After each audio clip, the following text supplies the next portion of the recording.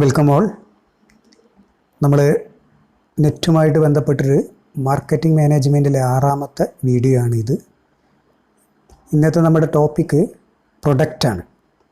നമുക്കറിയാം മാർക്കറ്റിംഗ് മിക്സിലെ ഏറ്റവും പ്രധാനപ്പെട്ട അല്ലെങ്കിൽ ഒന്നാമത്തെ എലമെൻ്റാണ് the first element in marketing mix.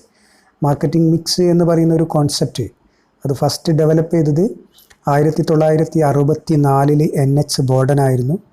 പക്ഷേ അത് നമുക്ക് സുപരിചിതമാക്കി തന്നത്, അതൊന്ന് ഇൻട്രൊഡ്യൂസ് ചെയ്ത് തന്നത് ജെയിംസ് കുള്ളിറ്റൺ ആണ്. അദ്ദേഹം അമേരിക്കയിലെ തന്നെ ഒരു എക്സ്പേർട്ട് മാർക്കറ്ററായിരുന്നു അല്ലേ. Proper and healthy combination of various factors എന്നായിരുന്നു മാർക്കറ്റിംഗ് മിക്സിനെ പറഞ്ഞിരുന്നത്. ആ വേരിയസ് ഫാക്ടേഴ്സ് എന്ന് പറയുന്നതിൽ പ്രൊഡക്റ്റ്, പ്രൈസ്, പ്ലേസ്, പ്രൊമോഷൻ, ഇങ്ങനെ 4 ഫാക്ടറുകളാണ് പറഞ്ഞത്. അതിനെയാണ് നമ്മൾ 4 P's ഓഫ് മാർക്കറ്റിംഗ് എന്ന് പറഞ്ഞത്. അപ്പോൾ അതിലെ ഏറ്റവും പ്രധാനപ്പെട്ട ഒരു പി അതാണ് പ്രൊഡക്റ്റ് എന്ന് പറയുന്നത്. So it is the first and basic in the marketing mix എന്ന് നമുക്ക് പറയാം. All begins with the product അല്ലേ. If there is no product there be no other P's. പ്രൊഡക്റ്റിൻ്റെങ്കിൽ മാത്രമേ ബാക്കിയുള്ളതിൻ്റെയൊക്കെ ആവശ്യമുള്ളൂ.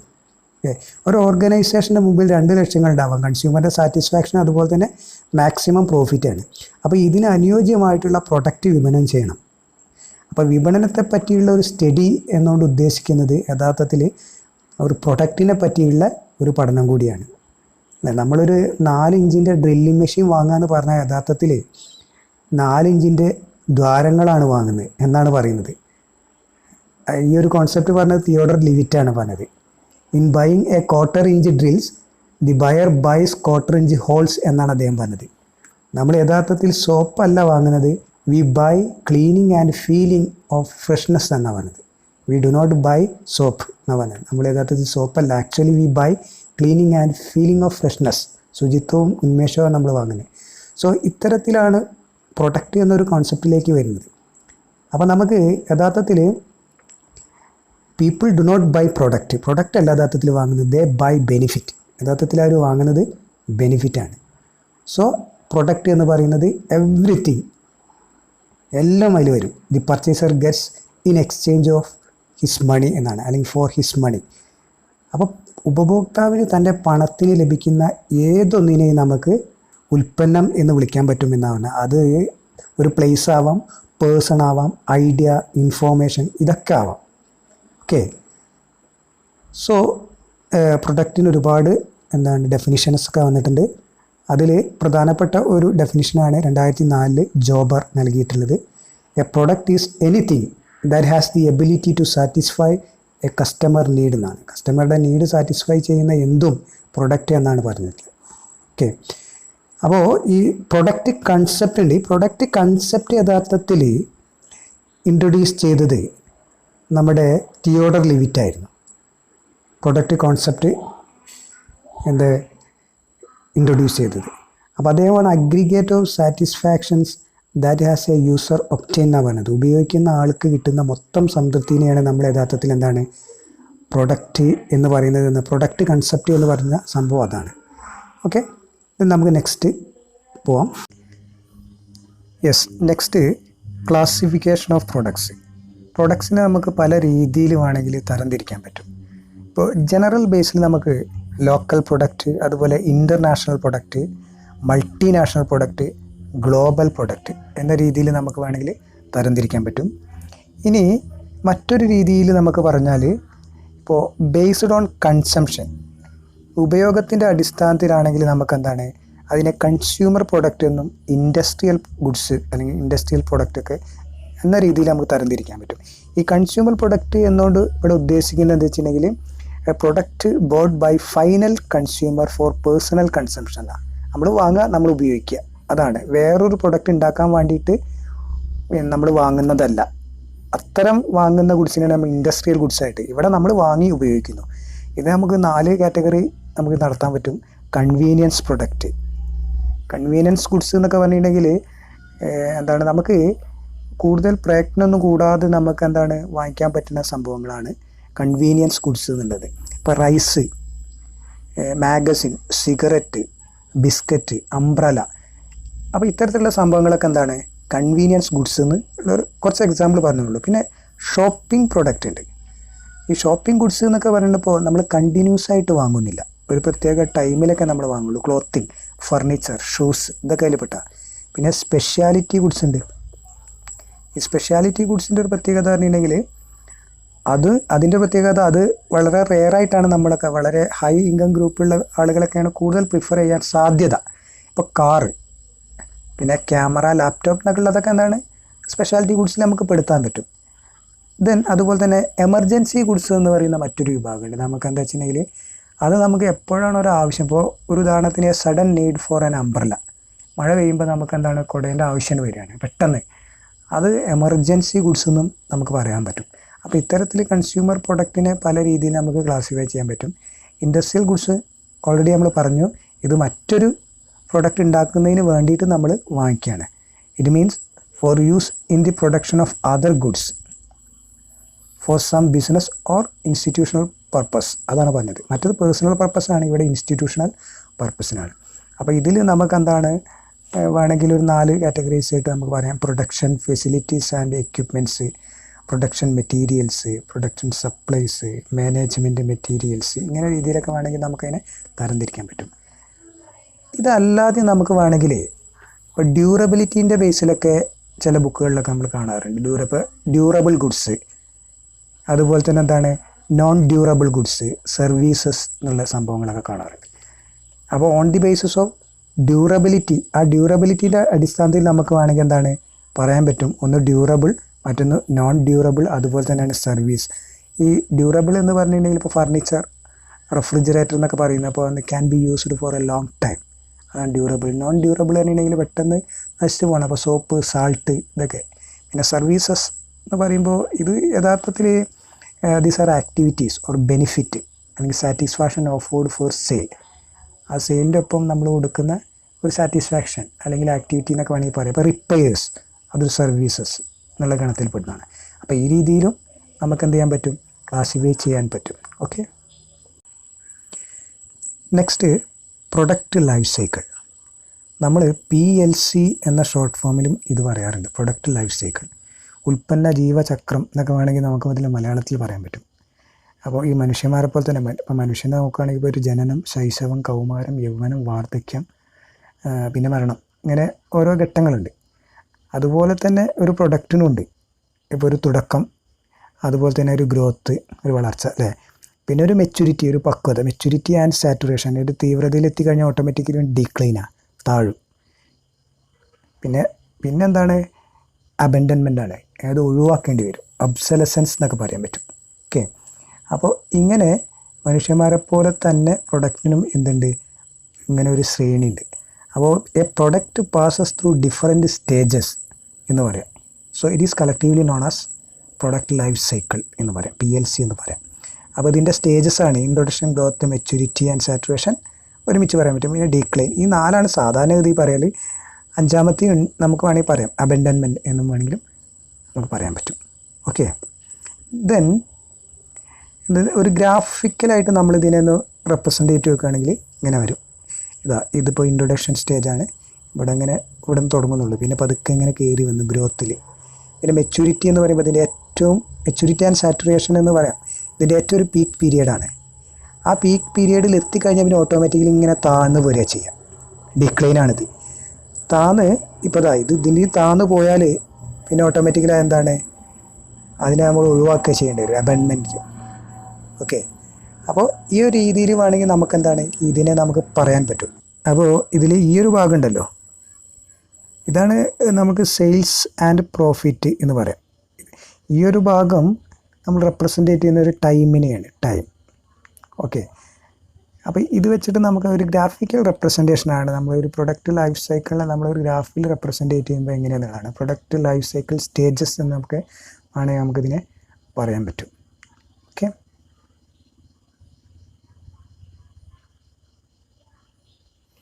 ദെൻ ഇങ്ങനെ ഒരു പ്രൊഡക്റ്റ് ലൈഫ് സൈക്കിള് വ്യത്യസ്ത സ്റ്റേജുകളിലൂടെ കടന്നു പോകുമ്പോൾ നമുക്ക് എന്തെല്ലാം സ്ട്രാറ്റജി ഉപയോഗിക്കുക എന്നുള്ളതാണ്. ഇൻട്രൊഡക്ഷൻ സ്റ്റേജിൽ നമ്മൾ എന്ത് സ്ട്രാറ്റജി ഉപയോഗിക്കണം. അപ്പോൾ മാർക്കറ്റിലേക്ക് ജസ്റ്റ് ഇൻട്രൊഡ്യൂസ് ചെയ്യാണ്. 2 രീതിയിൽ ഇൻട്രൊഡ്യൂസ് ചെയ്യുമ്പോൾ നമുക്ക് വിലയൊക്കെ കൊടുക്കാറുണ്ട്. അത് നമുക്ക് പ്രൈസിങ്ങിൽ പറയാം, സ്കിമ്മിങ്, പെനട്രേറ്റിംഗ്, അങ്ങനെ പല മെത്തേഡുണ്ട്. അപ്പോൾ എന്താണ് ഒരു വില ഒരു ന്യായമായ രീതിയിലൊക്കെ ആയിരിക്കും നമ്മൾ കൊടുക്കാൻ സാധിക്കുക അല്ലേ. ഗ്രോത്ത് എന്ന് പറയുമ്പോൾ ആ പ്രൊഡക്റ്റിൻ്റെ ഒരു സെയിൽസ് ഇങ്ങനെ ഇൻക്രീസ് ചെയ്യുന്ന ഒരു ഘട്ടമാണ്. അപ്പോൾ പ്രൈസും ഓട്ടോമാറ്റിക്കായിട്ട് കൂടാനുള്ള അല്ലെങ്കിൽ കൂട്ടാൻ നമുക്കൊരു സാധ്യതയൊക്കെ നമ്മൾ കാണുന്നുണ്ട്. പിന്നെ മെച്യൂരിറ്റി ആൻഡ് സാറ്റുറേഷൻ അതതിൻ്റെ ഏറ്റവും സെയിൽസിൻ്റെ ഒരു ഏറ്റവും പീക്കാണ്, അവിടെ നിന്ന് അങ്ങോട്ടില്ല. അപ്പോൾ ഓട്ടോമാറ്റിക്കലി പിന്നെ അവിടെ പ്രൈസ് ഏറ്റവും മുകളിലെത്തി പിന്നെ ഓട്ടോമാറ്റിക്കലി എന്താണ് അത് ഗ്രാജ്വലി നമ്മൾ റെഡ്യൂസ് ചെയ്യേണ്ട ഒരു സമയമാണ് അവിടെ. മെച്യൂരിറ്റി കഴിഞ്ഞതിൻ്റെ ഒരു സാറ്റുറേഷൻ എന്ന് പറഞ്ഞ ഒരു പീരീഡ് എത്തിക്കഴിഞ്ഞാൽ ഓട്ടോമാറ്റിക്കായിട്ട് പിന്നെ എന്താണ് ഡിക്ലൈനിലേക്കാണ് വേണ്ടത്. അപ്പോൾ പിന്നെ നമ്മൾ എന്തെങ്കിലും പ്രൈസ് ഇങ്ങനെ മാർക്കറ്റിൽ പിടിച്ച് നിൽക്കണമെങ്കിൽ എന്താണ് നമ്മൾ ഓട്ടോമാറ്റിക്കായിട്ട് ഡിക്ലൈൻ ചെയ്യുമ്പോൾ ഓട്ടോമാറ്റിക്കായിട്ട് നമ്മൾ എന്താണ് വില ഇങ്ങനെ കുറച്ച് കൊണ്ടുവരും. അപ്പോൾ കുറച്ച് കഴിഞ്ഞതിന് ശേഷം നമുക്കെന്താണ് യാതൊരു പ്രോഫിറ്റും കിട്ടില്ല, പിന്നെ നെഗറ്റീവ് ലോസിലേക്ക് പോവുകയാണെന്ന് തോന്നുകയാണെങ്കിൽ പിന്നെ അത് വെച്ച് നിൽക്കൽ എന്തല്ല നമ്മളൊരു ന്യായമായിട്ടുള്ളൊരു കാര്യമല്ല. അതുകൊണ്ട് നമ്മൾ എന്ത് ചെയ്യും, ആ പ്രൊഡക്റ്റിനെ എന്നേക്കുമായിട്ട് മാർക്കറ്റിൽ നിന്ന് ചിലപ്പോൾ വിഡ്രോ ചെയ്യും. അപ്പോൾ അതാണ് അബൻഡൻമെൻറ്റ് എന്നൊക്കെ പറയുന്നത്, ഒബ്സൊലസൻസ് എന്നൊക്കെ പറയുന്നത്. ഓക്കെ, അപ്പോൾ ഈ ഒരു പ്രത്യേക സ്ട്രാറ്റജികളൊക്കെ നമുക്ക് ഓരോ ഘട്ടത്തിലും ഉപയോഗിക്കാവുന്നതാണ്. അപ്പോൾ ജസ്റ്റ് നിങ്ങൾ എന്ത് ചെയ്യുക, ഇത് മൊത്തത്തിലൊന്ന് വായിച്ചു നോക്കിയാൽ മതി. Next topic product mix and product line. സാധാരണ പ്രൊഡക്റ്റായിട്ട് ബന്ധപ്പെട്ടുള്ള ഒരു ചാപ്റ്ററൊക്കെ പഠിക്കുമ്പോൾ ഏറ്റവും കുറച്ചൊരു കോംപ്ലിക്കേറ്റഡ് ആയിട്ടൊക്കെ നമുക്ക് തോന്നുന്ന ഒരു ഭാഗമാണ് പ്രൊഡക്റ്റ് മിക്സും പ്രൊഡക്റ്റ് ലൈനും എന്ന് പറയുന്നത്. അപ്പോൾ നമ്മൾ പെട്ടെന്ന് മനസ്സിലാക്കാൻ വേണ്ടിയിട്ട് ഒരു പിക്ചറായിട്ട് കുറച്ച് ഉദാഹരണങ്ങൾ കൊടുത്തിട്ടുണ്ട്. അപ്പോൾ ഇത് നമ്മൾ കുട്ടികൾക്ക് വേണ്ടിയിട്ട് ഡിഗ്രിത്തെ കുട്ടികൾക്ക് വേണ്ടിയിട്ട് ഉണ്ടാക്കിയ ഒരു സംഭവമാണ്. അത് നിങ്ങൾ ആയിട്ടൊന്ന് ഷെയർ ചെയ്യാൻ മാത്രമാണ്. ഫോർ എക്സാമ്പിൾ, ഒരു കമ്പനി ഒരു വിപണിയിലേക്ക് ഇറക്കുന്ന കുറച്ച് ഐറ്റങ്ങൾ അതൊക്കെ കേട്ടോ. ടെലിവിഷൻ ഉണ്ട്, വാഷിംഗ് മെഷീൻ, സോപ്പ്. അപ്പോൾ ഈ മൂന്നെണ്ണം കൂടിയിട്ടാണ് അവർ ഇറക്കുന്നത്. അപ്പോൾ ഇതാണ് അവരുടെ പ്രൊഡക്റ്റ് മിക്സ് എന്ന് അറിയപ്പെടുന്നത്. അപ്പോൾ പ്രൊഡക്റ്റ് മിക്സ് എന്താ വെച്ചിട്ടുണ്ടെങ്കിൽ total list of product which a firm offers to its buyers. കസ്റ്റമേഴ്സിന് ഒരു കമ്പനി ഓഫർ ചെയ്യുന്ന ടോട്ടൽ ലിസ്റ്റ് ഓഫ് പ്രൊഡക്റ്റിനെയാണ് നമ്മൾ പ്രൊഡക്റ്റ് മിക്സ് എന്ന് പറയുന്നത്. ഇതിൽ ടെലിവിഷൻ എന്ന് പറയുന്നത് ഒരു പ്രൊഡക്റ്റ് ലൈനാണ്. അതുപോലെ വാഷിംഗ് മെഷീൻ എന്ന് പറയുന്നത് മറ്റൊരു പ്രൊഡക്റ്റ് ലൈനാണ്. സോപ്പ് ഇതുപോലെ തന്നെ മറ്റൊരു പ്രൊഡക്റ്റ് ലൈനാണ്. അപ്പോൾ ഇതാണ് പ്രൊഡക്റ്റ് ലൈൻ എന്ന് പറയുന്നത്. പ്രൊഡക്റ്റ് മിക്സിലെ ഓരോരോ വിഭാഗങ്ങളും പ്രൊഡക്റ്റ് ലൈന് ആയിട്ട് നമുക്ക് പറയാൻ പറ്റും. ഇപ്പോൾ ഇവിടെ മൊത്തം എത്ര എണ്ണം ഉണ്ട്? ടെലിവിഷനും വാഷിംഗ് മെഷീനും സോപ്പ് അടക്കം 3 ഉണ്ട്. അപ്പോൾ ഇതിനെയാണ് മിക്സ് വിഡ്ത്ത് എന്ന് പറയുന്നത്. അതായത് total number of product lines in the product mix of A company. ഒരു കമ്പനീൻ്റെ ടോട്ടൽ പ്രൊഡക്റ്റ് മിക്സിൽ മൊത്തം എത്ര ലൈൻ ഉണ്ടോ, 3 ലൈൻ ഉണ്ട് ഇവിടെ. Television, washing machine, soap. അതിനെയാണ് നമ്മൾ എന്താണ് മിക്സ് വിഡ്ത്ത് എന്ന് പറയുന്നത്. ഇപ്പോൾ നോക്കൂ, ഇതിൽ തന്നെ നമുക്ക് ഈ ഒരു സോപ്പ് ആണെങ്കിൽ നമുക്ക് നിർമ്മ, ഹമാം, അതുപോലെ എന്താണ് ലൈഫോയ്, ലെക്സ്, ഇങ്ങനെ 2-3-4 കാറ്റഗറി പറയുന്നുണ്ട്. അപ്പോൾ ഇതാണ് പ്രൊഡക്റ്റ് ഐറ്റം എന്നുകൊണ്ട് ഉദ്ദേശിക്കുന്നത്. These are product item. Okay, ഇവിടെ എത്ര എണ്ണം ഉണ്ട്? 4 ഉണ്ട്. ടോട്ടൽ 4 ആണ്. ഇതിനെയാണ് ലൈൻ ലെങ്ത്ത് എന്ന് പറയുന്നത്. ലൈൻ ലെങ്ത്ത് അപ്പോൾ എന്ന് പറയുന്ന ചുരുക്കി പറഞ്ഞാൽ total number of product items in a product line. ഒരു പ്രൊഡക്റ്റ് ലൈനിലെ ടോട്ടൽ നമ്പർ ഓഫ് ഐറ്റം 4 ഉണ്ട്. അതിനെയാണ് ലൈൻ ലെങ്ത്ത് എന്ന് പറയുക. ഇപ്പോൾ വീണ്ടും നമുക്ക് ഇതിൽ നിർമ്മ നമ്മൾ എടുക്കുകയാണ്. ഇപ്പോൾ നമ്മൾ ഒന്നാമത്തെ നിർമ്മ എടുക്കുകയാണ്. അപ്പോൾ നിർമ്മ എടുക്കുകയാണെങ്കിൽ ഈ നിർമ്മയിൽ തന്നെ എന്തുണ്ട്? കളറിലും സ്മെല്ലിലും സൈസ് ഇങ്ങനെ വ്യത്യസ്തമായിട്ടുള്ള വിഭാഗങ്ങൾ നമുക്ക് വേണമെങ്കിൽ ഉണ്ടാക്കാൻ പറ്റും. ഇവിടെ നമ്മൾ 3 എണ്ണമാണ് പറഞ്ഞത്, കളറിൽ, സ്മെല്ലിൽ, സൈസിൽ. ഇതിനെയാണ് ഡെപ്ത്ത് എന്ന് പറയുക. ചുരുക്കി പറഞ്ഞാൽ നമ്പർ ഓഫ് വെറൈറ്റീസ് അല്ലെങ്കിൽ variance that a product item possess in the product line. ഒരു പ്രൊഡക്റ്റ് ലൈനിൽ നമ്മൾ ഒരു പ്രൊഡക്റ്റ് ഐറ്റത്തിന് എത്ര വേരിയേഷൻസ് ഉണ്ട്, അതാണ് ഡെപ്തിൽ പറയുന്നത്. ഓക്കെ, അപ്പോൾ ചുരുക്കി പറഞ്ഞാൽ കുറേ പ്രൊഡക്റ്റ് ഐറ്റങ്ങൾ കൂടി ചേർന്നിട്ട് എന്തുണ്ടാവും? ഒരു പ്രൊഡക്റ്റ് ലൈൻ ഉണ്ടാവുന്നു. കുറേ പ്രൊഡക്റ്റ് ലൈനുകൾ കൂടി ചേർന്നിട്ട് എന്തുണ്ടാവുന്നു? ഒരു പ്രൊഡക്റ്റ് മിക്സ് ഉണ്ടാവുന്നു എന്ന് നമുക്ക് വേണമെങ്കിൽ കൺക്ലൂഡ് ചെയ്യാൻ പറ്റും. ഓക്കെ, അപ്പോൾ ഇതുമായിട്ട് ബന്ധപ്പെട്ട കാര്യങ്ങൾ, ടേംസും കാര്യങ്ങളും അതിൻ്റെ ഡെഫിനിഷൻസ് അല്ലെങ്കിൽ മീനിങ് ഒക്കെ ഇവിടെ കൊടുത്തിട്ടുണ്ട്. അപ്പോൾ ഇത് ഓരോന്നും നിങ്ങളൊന്ന് വായിച്ചെടുക്കുക. ഓക്കെ, അപ്പോൾ ഇതോടൊപ്പം തന്നെ 1-2 കാര്യം കൂടി നമുക്കൊന്ന് കൂട്ടിച്ചേർക്കാം. Product line modification.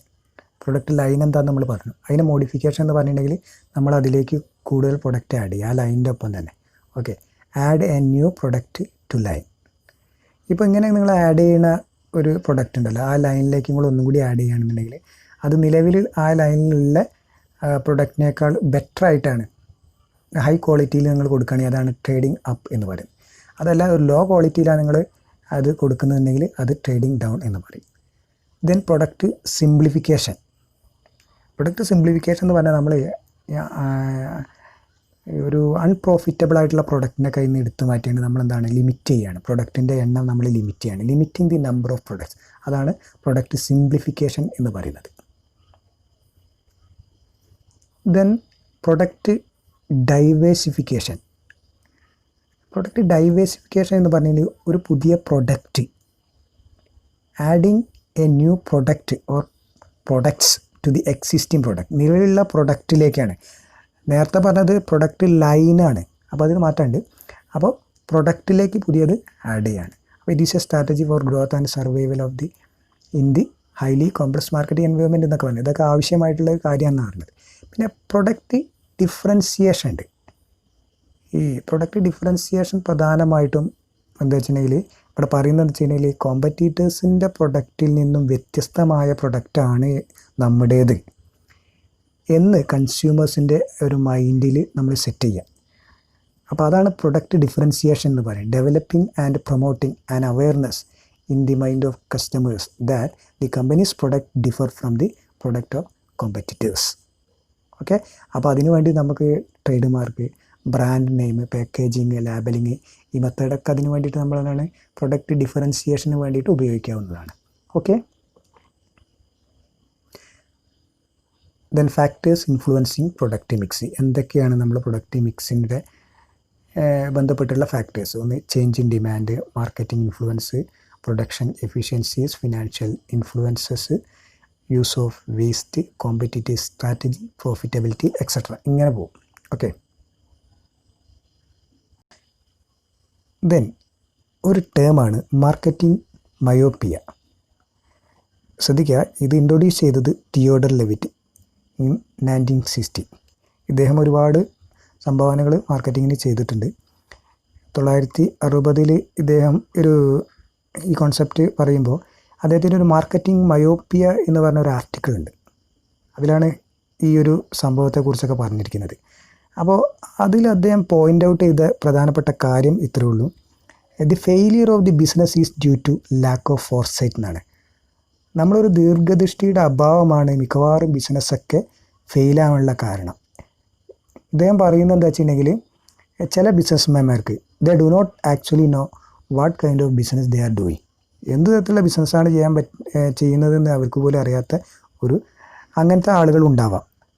അപ്പോൾ ഇതെന്താണെന്ന് വെച്ചിട്ടുണ്ടെങ്കിൽ യഥാർത്ഥത്തിൽ മാർക്കറ്റേഴ്സ് പ്രൊഡക്റ്റിൽ മാത്രം ശ്രദ്ധ കേന്ദ്രീകരിക്കും rather than the customers requirement.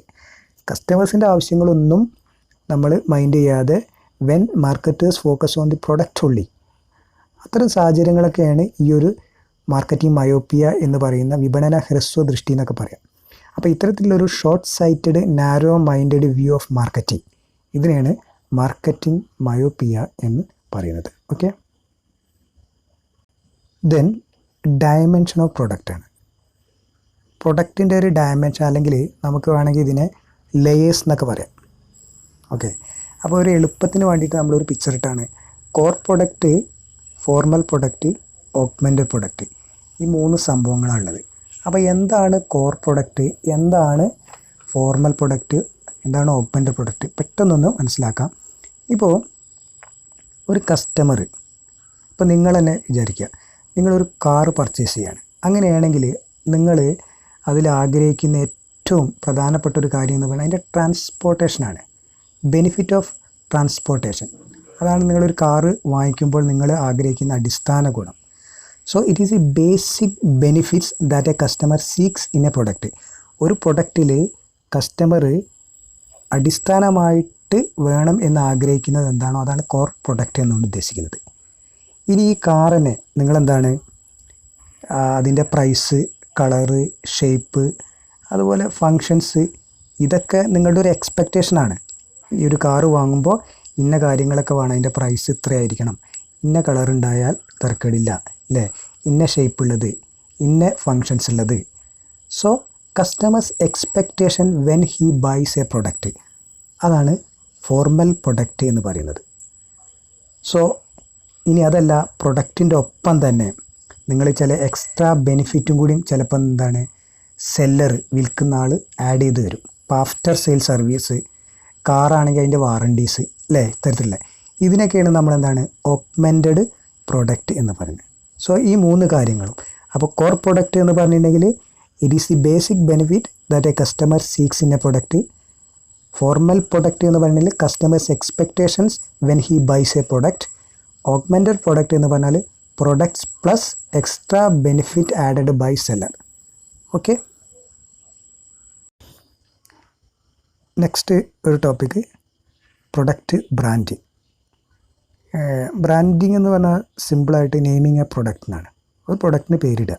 എന്തിനു വേണ്ടിയിട്ടാണ്? ഫോർ ഇസ് ഐഡൻറ്റിഫിക്കേഷൻ, തിരിച്ചറിയാൻ വേണ്ടിയിട്ട്. ഇപ്പോൾ എക്സാമ്പിൾ നിർമ്മ സോപ്പ്, HMT വാച്ച് എന്നൊക്കെ പറഞ്ഞിട്ടുണ്ടെങ്കിൽ നമുക്കൊരു പേരിടുകയാണ്, അതാണ് ബ്രാൻഡിങ് എന്ന് പറയും. ഇപ്പോൾ ഇതിൽ നിർമ്മ, അതുപോലെ ഇവിടെ HMT, ഇതിനൊക്കെയാണ് നമ്മൾ ബ്രാൻഡ് നെയിം എന്ന് പറയുന്നത്. അപ്പോൾ ബ്രാൻഡ് നെയിം എന്ന് പറഞ്ഞാൽ it is A part of brand that can be spoken including letters, words, numbers etcetera. നമുക്ക് പറയാൻ പറ്റുന്ന ഒരു പേര് നമ്മൾ നൽകുക, അതിനെയാണ് ബ്രാൻഡ് നെയിം എന്നോട് ഉദ്ദേശിക്കുന്നത്. പക്ഷേ നമുക്കെന്താണ് ചിലപ്പം ചില സിമ്പലുകളൊക്കെ വരാം. അപ്പം simple of Maharaja of air India, അത് നമുക്ക് കാണാനേ പറ്റുള്ളൂ, അത് പറയാൻ കഴിയില്ല. അപ്പോൾ അതിനെയാണ് നമ്മൾ ബ്രാൻഡ് മാർക്ക് എന്ന് പറയുന്നത്. അപ്പോൾ ബ്രാൻഡ് മാർക്കും ബ്രാൻഡ് നെയിമും തമ്മിലുള്ള വ്യത്യാസം അതാണ്. ബ്രാൻഡ് മാർക്ക് നമുക്ക് എന്താണ് പറയാൻ സാധിക്കുന്നില്ല, ഒരു സിമ്പിളാണ്, ഒരു ഡിസൈൻ, അതൊക്കെ പറയാം. ബ്രാൻഡ് നെയിം നമുക്കെന്താണ് അത് പറയാൻ പറ്റും, നിർമ്മ സോപ്പ്. ഓക്കെ, സോ നമ്മളൊരു ബ്രാൻഡിനെ രജിസ്റ്റേർഡ് ചെയ്യാനിരിക്കാം. അങ്ങനെ ഒരു രജിസ്റ്റേർഡ് ബ്രാൻഡ് ആണെങ്കിൽ അതിനെയാണ് നമ്മൾ ട്രേഡ് മാർക്ക് എന്ന് പറയുന്നത്. അപ്പോൾ ഈ ഒരു പോയിന്റുകളൊക്കെ branding, brand name, brand mark, trade mark. Okay, ഒന്ന് ഓർമ്മിക്കാം. ഈ ബ്രാൻഡും ട്രേഡ് മാർക്കും തമ്മിലുള്ള വ്യത്യാസം എന്താണ്? ഈ ബ്രാൻഡ് നമുക്കെന്താണ് വേണമെങ്കിൽ കോപ്പി ചെയ്യാം. പക്ഷേ ട്രേഡ് മാർക്ക് ആയി കഴിഞ്ഞാൽ പിന്നെ ഒരിക്കലും എന്ത് ചെയ്യാൻ പറ്റില്ല, അത് രജിസ്റ്റേർഡായി, ലീഗലൈസായി അല്ലേ. സോ അങ്ങനെ രജിസ്റ്റേർഡ് ആയി കഴിഞ്ഞാൽ ഒരിക്കലും നമുക്ക് എന്ത് ചെയ്യാൻ പറ്റില്ല, കോപ്പി ചെയ്യാൻ പറ്റില്ല. ദെൻ ബ്രാൻഡിൻ്റെ മറ്റൊരു വ്യത്യാസം, all brands are not trade mark. എല്ലാ ബ്രാൻഡും എന്തല്ല, ട്രേഡ് മാർക്കല്ല. പക്ഷേ എല്ലാ ട്രേഡ് മാർക്കും എന്തായിരിക്കും, അത് ബ്രാൻഡായിരിക്കും, അത് ഉറപ്പാണ്. ഓക്കെ, ദെൻ എന്താണ് ബ്രാൻഡ് ലോയൽറ്റി എന്നുള്ളതാണ്. ബ്രാൻഡ് ലോയൽറ്റി അതവിടെ കൊടുത്തിട്ടുണ്ട്. It refers to the customers favourable attitudes towards a specific brand. ചില പ്രത്യേക ബ്രാൻഡ് തന്നെ നമ്മൾ ഒരുപാട് എല്ലാ കാലത്തും ഉപയോഗിക്കുന്നുണ്ടായിരിക്കും അല്ലേ. അപ്പോൾ ചിലപ്പോൾ റെയ്മണ്ടിൻ്റെ ക്ലോത്ത് മാത്രം ഉപയോഗിക്കുക. അപ്പോൾ ഇത്തരത്തിലുള്ള എന്താണ്, അല്ലെങ്കിൽ നിർമ്മയുടെ സോപ്പ് മാത്രം ഉപയോഗിക്കുക. ഇങ്ങനെ നമ്മളെന്താണ് ചില കസ്റ്റമേഴ്സ് ചില പ്രൊഡക്റ്റിനോട് ഒരു പ്രത്യേക വിധേയത്വം കാണിക്കുക, അതാണ് ബ്രാൻഡ് ലോയൽറ്റി എന്ന് പറയുന്നത്. ദെൻ ബ്രാൻഡ് റെജുവിനേഷൻ, ഇതുകൊണ്ട് ഉദ്ദേശിക്കുന്നത് adding value to an existing brand through improving product quality improve ചെയ്തുകൊണ്ട് നമ്മളെന്താണ് അതിൻ്റെ വാല്യൂ, ആ ബ്രാൻഡിൻ്റെ വാല്യൂ കൂട്ടുകയാണ്, അതാണ് ബ്രാൻഡ് റെജുവിനേഷൻ എന്ന് പറയുന്നത്. പിന്നെ ഇതോടനുബന്ധമായിട്ട് കുറച്ച് കാര്യം കൂടി ഇവിടെ ജസ്റ്റ് പറയുകയാണ്. ISI മാർക്ക് എന്നൊക്കെ പറഞ്ഞാൽ ഇതിൻ്റെ ഒരു ഭാഗമായിട്ട് വരുന്നതാണ്. പിന്നെ അതുപോലെ BIS അല്ലേ, ബ്യൂറോ ഓഫ് ഇന്ത്യൻ സ്റ്റാൻഡേർഡ്, ഇതൊക്കെ എന്തിനാണ്, ഇത്തരത്തിലെന്താണ് പ്രൊഡക്റ്റിൻ്റെ ക്വാളിറ്റി എൻഷുർ ചെയ്യാൻ വേണ്ടിയിട്ട് നമ്മളെന്താണ് ചെയ്യുന്ന സംഭവങ്ങളാണ്. പിന്നെ FPO ഉണ്ട്, ഫുഡ് പ്രോസസ്സിങ് ഓർഡർ മാർക്ക് എന്ന് പറയുന്ന സാധനം. ഇത് മെയിൻലി സാധാരണയായിട്ട് എന്താണ് ഫുഡ് ഐറ്റംസിലൊക്കെയാണ് സാധാരണ വരാറുള്ളത്, ജാം, പിക്കിൾസ്, സോസ്, ഇത്തരത്തിലുള്ള സംഭവങ്ങളൊക്കെ. ഓക്കെ, പിന്നെ ഓഗ് മാർക്ക് ഉണ്ട്, മാർക്ക് ഫോർ അഗ്രികൾച്ചർ പ്രൊഡക്റ്റാണ് ഓഗ് മാർക്ക് എന്ന് പറയുന്നത്. ഓക്കെ, അപ്പോൾ ഇത്തരത്തിലുള്ള കുറച്ച് ടേമുകളൊക്കെ ഒന്ന് ജസ്റ്റ് ഒന്ന് മനസ്സിലാക്കി വയ്ക്കുക. അപ്പോൾ നേരത്തെ പറഞ്ഞ പോയിൻറ്റ്സ് തന്നെയാണ് branding, okay, trade mark, just ഒന്ന് നോട്ട് എഴുതാവുന്നതാണ്. ടൈപ്സ് ഓഫ് ബ്രാൻഡ്, പലതരത്തിലുള്ള ബ്രാൻഡുകൾ നമുക്ക് പറയാം, നാഷണൽ ഓർ ഇൻ്റർനാഷണൽ, അതുപോലെ റീജിയണൽ ബ്രാൻഡുകൾ ഉണ്ടാവാം, store or private label brand, ഇങ്ങനെ പല രീതിയിൽ എന്താണ് നമുക്ക് ബ്രാൻഡുകളെ വേണമെങ്കിൽ തരംതിരിക്കാൻ പറ്റും. പിന്നെ അതുപോലെ മാനുഫാക്ചർ ബ്രാൻഡ് ഉണ്ട്, പിന്നെ ഡീലർ ബ്രാൻഡ് ഉണ്ട്, generic brand, family brand, individual brand, co brand, licensed brand. വളരെ സിമ്പിളാണ്. ഇതിൻ്റെയൊക്കെ നമ്മൾ ഡീറ്റെയിലേക്ക് പോകുന്നില്ല, ജസ്റ്റ് മനസ്സിലാക്കിയിരുന്നാൽ മാത്രം മതി. അപ്പോൾ എന്താണ് ഇതിൻ്റെയൊക്കെ ജസ്റ്റ് ഓരോ വരിയിൽ ഞാൻ എന്താണെന്നുള്ള വളരെ സിമ്പിളായിട്ടുള്ള കൊടുത്തിട്ടുണ്ട്. ഒന്ന് വായിച്ച് പോവാം. ഓക്കെ, നമ്മൾ പെട്ടെന്ന് കവർ ചെയ്ത് പോവാം. ദെൻ ബ്രാൻഡ് ഇക്വിറ്റി എന്താണ്? സിമ്പിളായിട്ട് പറഞ്ഞിട്ടുണ്ടെങ്കിൽ to value associated with a brand. ഒരു ബ്രാൻഡായിട്ട് ബന്ധപ്പെട്ട് കിടക്കുന്ന അതിൻ്റെ വാല്യൂവിനെയാണ് നമ്മൾ ബ്രാൻഡ് ഇക്വിറ്റി എന്നുകൊണ്ട് ഉദ്ദേശിക്കുന്നത്. It is the marketing and financial value associated with a brand strength in A market. Okay, ഈ ഒരു പോയിൻ്റ് മാത്രം മനസ്സിലാക്കുക. Brand equity. Then packaging and labelling. എന്താണ്? വളരെ സിമ്പിൾ സാധനമാണ് പാക്കേജിങ്ങും ലാബലിങ്ങും. ഓക്കെ, പാക്കിങ് എന്തിനു വേണ്ടിയിട്ടാണ് നമ്മൾ പാക്കേജൊക്കെ നടത്തുന്നത്? ഐഡൻറ്റിഫിക്കേഷന് വേണ്ടിയിട്ട് ആണ്. പിന്നെ പ്രൊട്ടക്ഷനൊക്കെ ഇതിൻ്റെ ഭാഗമാണ്. Okay, putting article into small packets, boxes or bottle for sale to ultimate consumers or for transport. അപ്പോൾ ഇതൊക്കെ എൻ്റെ പർപ്പസൊക്കെ അതിൽ പറഞ്ഞു. അതാണ് പാക്കിംഗ് എന്നുകൊണ്ട് ഉദ്ദേശിക്കുന്നത്. ലാബലിംഗ് എന്ന് പറയുമ്പോൾ എന്താണ്? Labelling is defined as A slip or tag attached with a product or with its package which provides necessary information about the product and its producer. അതാണ് ലാബലിംഗ്. നമ്മൾ ചില പ്രൊഡക്റ്റിങ്ങിലൊക്കെ നമ്മൾ കാണാറുണ്ട് ചില സ്ലിപ്പുകളൊക്കെ. അപ്പോൾ അതിൽ എന്താണ് പ്രൊഡക്റ്റായിട്ട് ബന്ധപ്പെട്ടിട്ടുള്ള ഇൻഫോർമേഷനൊക്കെ ചിലപ്പോൾ അതിൽ ഉണ്ടാവും. അതായിട്ട് ബന്ധപ്പെട്ടുള്ള അതാണ് ലാബലിംഗ് എന്നുകൊണ്ട് ഉദ്ദേശിക്കുന്നത്. പെട്ടെന്ന് തിരിച്ചറിയാതെ എന്താണ് ഉള്ളതൊക്കെ രീതിയിലൊക്കെ നമുക്ക് തിരിച്ചറിയാൻ വേണ്ടിയിട്ട് കൂടിയാണ് labelling. Okay, these include physical protection of product from destructive things that may be spoil or ruinate. Okay, അപ്പോൾ ഇത്തരത്തിൽ ഒരു പ്രൊട്ടക്ഷൻ കൂടി ഇതിൻ്റെ ഒപ്പം നമുക്ക് പാക്കിംഗ് കൊണ്ട് കിട്ടുന്നുണ്ട് എന്നാണ് പറയുന്നത്. അപ്പോൾ പാക്കിങ്ങും അതുപോലെ ലാബലിങ്ങും. പാക്കിംഗ് എന്ന് പറയുന്നുണ്ടെങ്കിൽ അതിനെ കവർ ചെയ്യുക. ലാബലിംഗ് എന്ന് പറയുമ്പോൾ ഒരു സ്ലിപ്പ് അതിൻ്റെ കൂടി അറ്റാച്ച് ചെയ്യുക, ഇൻഫോർമേഷൻ കൂടി പാസ് ചെയ്തുകൊണ്ട്. Okay, kinds of label. പലതരത്തിലുള്ള ലാബലുണ്ട്. ബ്രാൻഡ് ലാബലുണ്ട്. It gives the brand name or mark. അതാണ് brand label. For example Britannia biscuit, Vicks VapoRub, ഇതൊക്കെ. ഗ്രേഡ് ലാബലുണ്ട്. It gives grade or quality of the products by a number, letter or words. For example A grade, B grade, അല്ലേ, first second category, അങ്ങനെയൊക്കെ വേണമെങ്കിൽ തിരഞ്ഞെടുക്കാൻ പറ്റും. അതാണ് grade label എന്ന് പറയുന്നത്. ഡിസ്ക്രിപ്റ്റീവ് ലാബലുണ്ട്.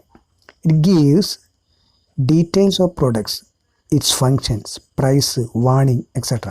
ഇത് ഇങ്ങനെ ഉപയോഗിക്കണം, തണുത്ത സ്ഥലത്ത് വെക്കരുത്, അല്ലെങ്കിൽ ചൂടുള്ള സ്ഥലത്ത് വെക്കരുത്, ഇങ്ങനെ കുട്ടികളെടുത്ത് വെക്കരുത്. ഓക്കെ, പിന്നെ information label. It provides maximum information about the product. It contains fuller instruction on the use and care of the product. ഇതിൻ്റെ മറ്റൊരു ഭാഗം തന്നെയാണ്. അത് മാക്സിമം പോസിബിൾ ആയിട്ടുള്ള ഇൻഫോർമേഷനൊക്കെ പറഞ്ഞുകൊണ്ടുള്ള ഡീറ്റെയിൽസ് ആയിട്ട് വന്നിട്ട് അതാണ് ഇൻഫോർമേഷൻ ലാബൽ എന്നുകൊണ്ട് പറയുന്നത്.